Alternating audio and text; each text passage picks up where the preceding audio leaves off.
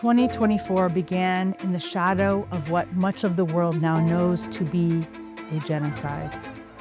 Entire neighborhoods in Gaza wiped off the map, families erased, UNRWA schools turned into shelters and then into graves.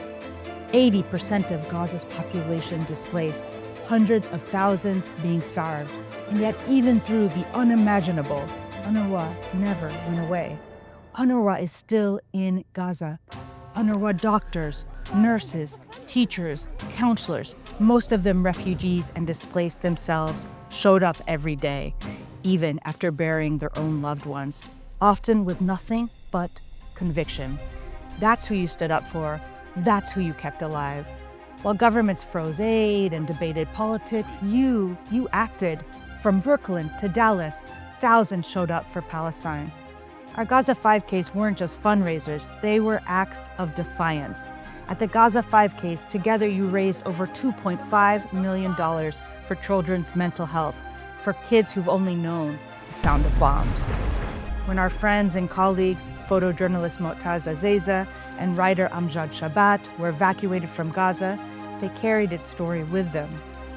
Our Gaza Through My Lens tour with Moataz reached 6 U.S. cities, from D.C. to California, and raised more than $1 million for Gaza relief.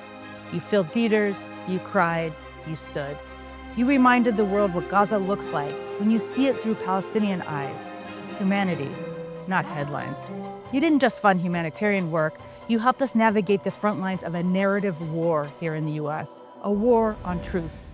When propaganda, disinformation campaigns tried to erase UNRWA's work, to erase Palestine refugees, we fought back with facts and relentless truth-telling. My colleague Hani and I showed up across nearly every major network, explaining to Americans why UNRWA matters, why it's irreplaceable, and what's really at stake.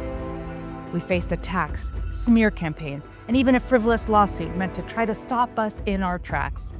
The lawsuit was ultimately dismissed, but not before it took time, energy, and strength, frankly, we didn't have to spare. Still, we stood tall, because the truth is on our side, because you are on our side, and because all of us are on the side of humanity. In 2024, we navigated the darkest chapter in Palestinian history while pushing the U.S. government to reinstate UNRWA funding.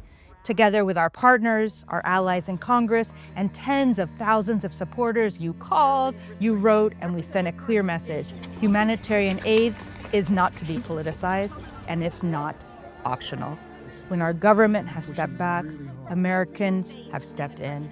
And even as Gaza consumed the headlines, our mission and your generosity stretched far beyond it. In the West Bank, in Lebanon, in Syria, and in Jordan.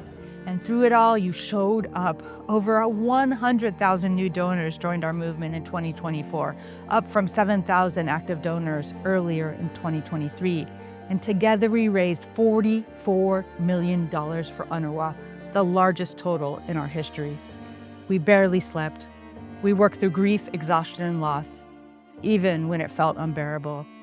Even when our own senior director of philanthropy, Hani al-Marhoun, lost his brother, and countless other relatives in Gaza, he still showed up. You carried us and you carried him.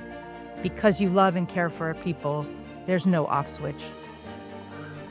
This year, you didn't just give, you gave back a sense of humanity to a world that was frankly losing it. In 2024, we learned that when systems fail, people rise.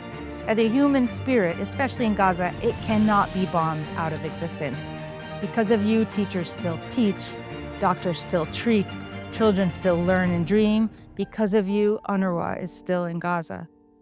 As 2025 began, nothing slowed down. The attacks continued, the blockade tightened, the need grew, and still UNRWA remains.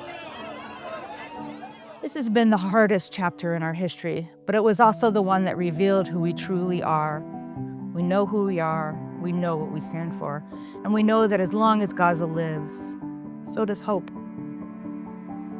Thank you for standing with us, for refusing to look away, for proving that even in the darkest year of our lives, humanity still has a pulse and it beats because of you.